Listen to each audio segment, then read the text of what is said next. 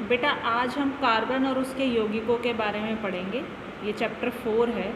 तो उसके कार्बन किस तरह से अपने यौगिक बनाता है, इसे पढ़ने से पहले हमें ये पता होना चाहिए कि कार्बन की संयोजकता कितनी होती है। कार्बन की संयोजकता 4 होती है। संयोजकता का मतलब जो कार्बन है वो अपने बाह्य कोश में 8 इलेक्ट्रॉन प्राप्त करने के लिए कितने इलेक्ट्रॉन को लेता है या देता है, या कितने इलेक्ट्रॉनों की साझेदारी करता है, उन इलेक्ट्रॉनों की संख्या को संयोजकता बोलते हैं।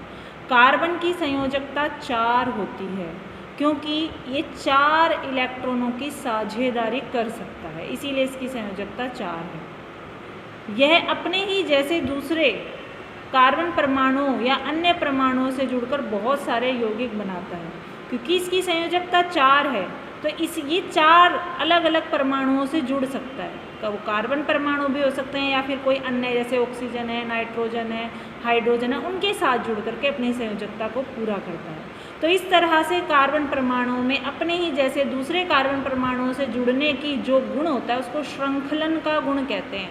तो ये भी एक क्वेश्चन आ जाता है कि श्रृंखलन क्या है। तो श्रृंखलन कार्बन परमाणुओं का वो गुण है जिसकी सहायता से वो अपने जैसे दूसरे कार्बन परमाणुओं से जुड़ कर के यौगिक बनाता है, उसे श्रृंखलन का गुण कहते हैं। तो इसी गुण के कारण ये बहुत सारे यौगिक बना पाता है। अब इसमें तीसरी बात ये आती है कि जिन यौगिकों में, अब मैंने आपको ये तो बता दिया बहुत सारे यौगिक बनाता है, लेकिन ये जो यौगिक है वो कई तरीके के हो सकते हैं। स्पेशली इस टॉपिक में हम 3 यौगिकों की बात करेंगे, एल्केन, एल्कीन और एल्काइन। अब हमें क्या पता कि कौन एल्केन है, कौन एल्कीन और कौन एल्काइन, तो इसी से संबंधित है ये वीडियो। जिन यौगिकों में केवल एक एकल भी कह सकते हैं, एकल सहसंयोजी बंध होता है, यानी कि जिनमें सिर्फ एक लाइन बनी हो कार्बन कार्बन के बीच में, जैसे कि ये है सी बंध सी, तो जिनमें केवल एक सहसंयोजी बंध होता है वो जो यौगिक होते हैं वो एल्केन कहलाते हैं। एल्केन का रासायनिक सूत्र हम इस सूत्र से निकाल सकते हैं, CnH2n+2। यहाँ पर n क्या है, n का मतलब है कार्बन परमाणुओं की संख्या। इसका मतलब अगर कार्बन परमाणु 1 है तो आप n की जगह 1 रखोगे, n की जगह यहाँ 1 रखोगे, तो जो फॉर्मूला है वो क्या बन जाएगा। अगर कार्बन 1 है तो इसका फॉर्मूला क्या बनेगा, CH4। तो जितने भी एल्केन हैं अगर उनके हमें रासायनिक सूत्र निकालने हैं तो हम इस वाले फॉर्मूले में n की वैल्यू पुट कर देंगे और हमें फॉर्मूला निकल जाएगा। जैसे हम आगे अभी देखेंगे, इनके नाम में पीछे एन लगता है, जैसे मेथेन, एथेन, ये नाम आपने सुने होंगे, मेथेन गैस, एथेन गैस। तो ये जो मेथेन है, एथेन है, इनके पीछे देखो नाम में एन लगा है। ये जो एन वर्ड है, ये एन हमें ये बताता है कि ये क्या है, ये एल्केन है। और एल्केन का मतलब इनमें सिर्फ क्या है, एक बंध उपस्थित है कार्बन कार्बन के बीच में। जैसे इसकी यहाँ पर उदाहरण इन्होंने क्या दिया है, मेथेन का। मेथेन का फॉर्मूला क्या होता है, CH4। CH4 अगर हम इसको खोल करके लिखें तो देखो ये संरचना बनेगी। आप यहाँ पर देखोगे ये कार्बन है, इसकी 4 संयोजकताएं हैं, ये चारों तरफ ये लाइनें आपको दिखाई दे रही हैं।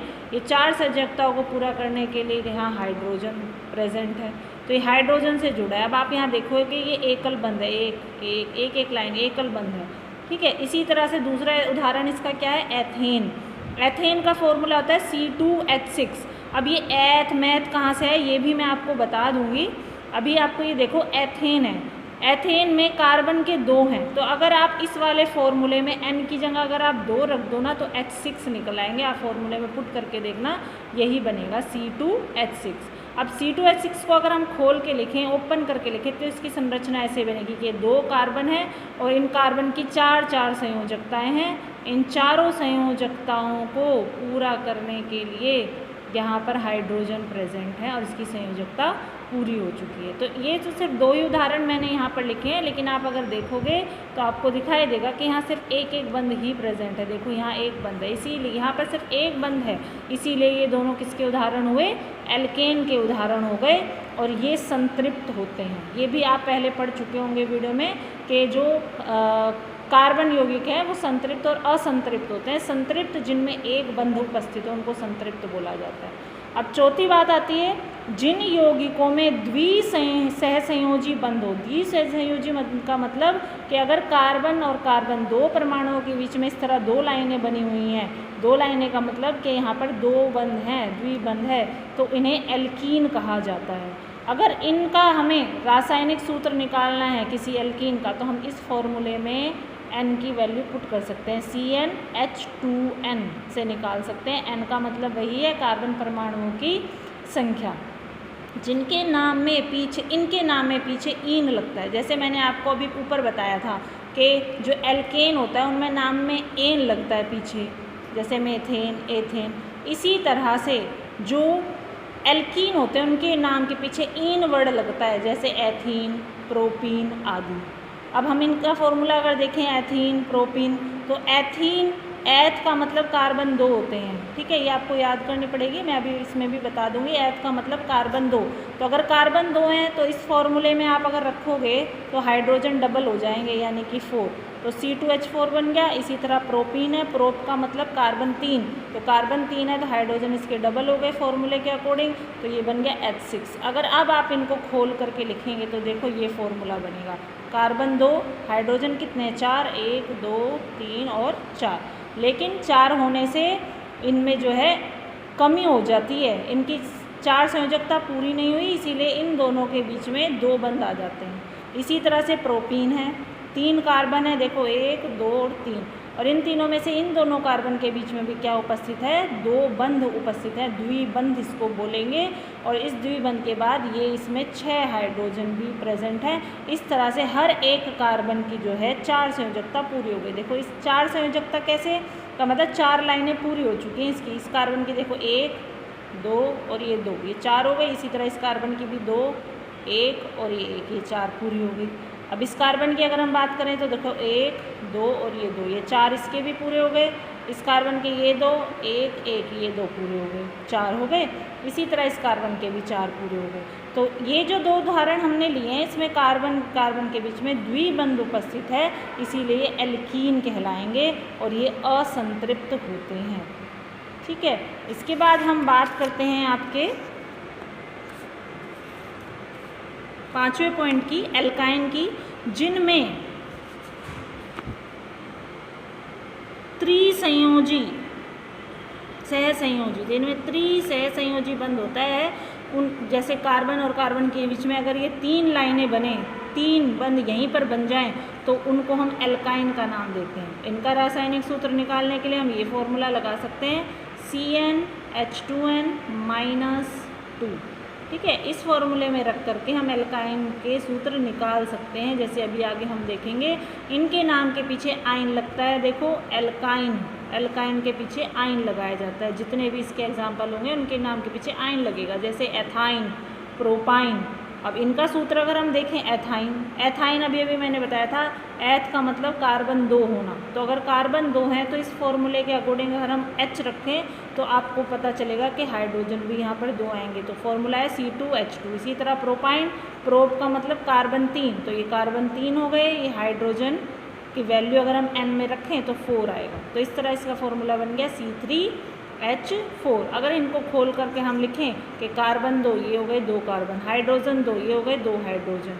लेकिन अगर इस तरह से हम लिखेंगे, अगर यहाँ पर हम सिर्फ एक बंध बनाएं तो क्या होगा, कार्बन के सिर्फ 2 ही संयोजकता पूरी होंगी, लेकिन इसकी तो 4 होती हैं, तो इसको पूरा करने के लिए हम इनके बीच में क्या लगा देंगे, 3 बंध बना देंगे। तो देखो 1 इसकी 3, ये 4 पूरी हो गई, ये 3 और 1 ये 4 पूरी हो गई, ठीक है।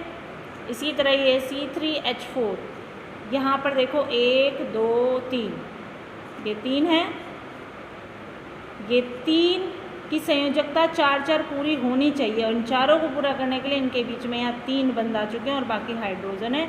इनमें त्रिबंध हैं, इसीलिए इनको एल्काइन बोला जा रहा है, और ये भी असंतृप्त हो गए। तो इस तरह आपने देखा कि जिनके बीच में एक बंध उपस्थित हो, आपने देखा होगा कि जिसके बीच में एक बंध उपस्थित है वो संतृप्त होते हैं, जिनके में 2 बंध उपस्थित हो, सहसंयोजी बंध, वो असंतृप्त होते हैं, और इसी तरह से जिनमें सहसंयोजी बंध हो वो भी असंतृप्त हो जाते हैं, ठीक है। अब हमें ये कैसे पता चलेगा कि कहाँ एथ लगाना है, कहाँ पर प्रोप लगाना है, तो उसके लिए आपको कार्बन परमाणुओं की संख्या के आधार पर नाम याद होने चाहिए। जैसे कि अगर 1 कार्बन है तो मैथ बोलो, 2 कार्बन है तो एथ, 3 कार्बन है तो प्रोप, 4 कार्बन है तो ब्यूट, और 6 इस 5 कार्बन है तो पेंट, और 6 कार्बन है तो हेक्स, 7 कार्बन है तो हेप्ट, 8 कार्बन है तो ओक्ट। इस तरह से आप इनको याद करेंगे पहले कि 1 कार्बन 2 कार्बन होने पर क्या नाम से शुरुआत करनी, कैसे शुरुआत करनी है। 1 कार्बन है तो मैथ से शुरुआत करो, 2 है तो एच से शुरुआत करो, और फिर देखो कि उनमें एकल बंध है तो एन लगा दो, द्वि है तो ईन लगा दो, और अगर 3 सहसंयोजी बंध है तो आयन लगा दो। जैसे अगर 1 तो मैथेन, अगर 2 है तो मैथीन। ऐसे होता नहीं है यहाँ पर, सिर्फ ये एक ही होता है, यहाँ पर ये सिर्फ मैथेन ही हो सकता है, ठीक है, ये सिर्फ मैथेन होता है और मैथीन या मैथाइन नहीं हो सकता। यहाँ से शुरुआत होगी एथ। अगर एक ही सहसंयोजी बंध है तो एथेन, अगर द्वि सहसंयोजी बंध है तो एथीन, और अगर त्रि सहसंयोजी बंध है तो एथाइन। इस तरह से आप इनके नाम रख सकते हैं। अगर इसमें भी आपको कोई प्रॉब्लम है तो आप मुझसे पूछ सकते हैं।